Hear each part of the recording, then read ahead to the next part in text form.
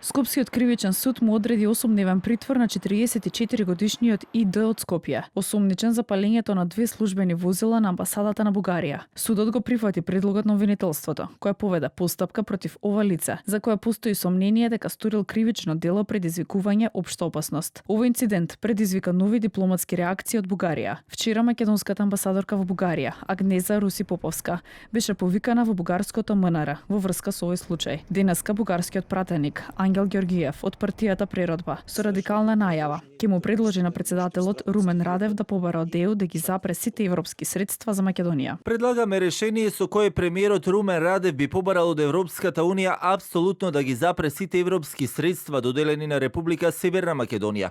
Ова е единственото функционално решение што ќе го принуди нашиот сосед да превземе вистински реформи, бидејќи гледаме дека тој нема желба за реформи и да се приклучи кон Европската унија. Од владата и денеска го осудуваат инцидентот. Посочуваат дека пред истрагата се уште е во тек. На сторителот му се одземени уредите за комуникација, за да се види со кого комуницирал и каква содржина била размената. Јас не би брзал со било какви квалификации од страна на нашиот источен сосед. Она кое сакам да го кажам е дека најсилно го осудуваме како влада и во рамките на законските ингеренции кои ги имаме, така и ќе постапиме. Очекувам дека ќе биде расветлено сето она што е во позадина на овој случај. Од Бугарската фондација Македонија, предводена од Виктор Стојанов, кој има забрана за влез во Македонија, најавија протести на бугарско-македонските гранични премини Деве Бајер, Делчево и Нова Села во недела околу пладне. Според нивните објави, дозвола е добијана од бугарското МВР.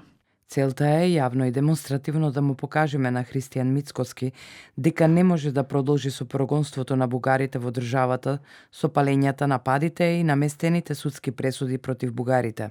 Со огласи бугарската шефица на дипломатијата Велислава Петрова Чамова, која потенцираше дека е против блокирањето на граничните премини. Според неа, ваквите иницијативи се контрапродуктивни. Посочи дека земјава има доволно дипломатски механизми преку кои ги штити правата на бугарите во Македонија и ги брани своите позиции пред европските институции.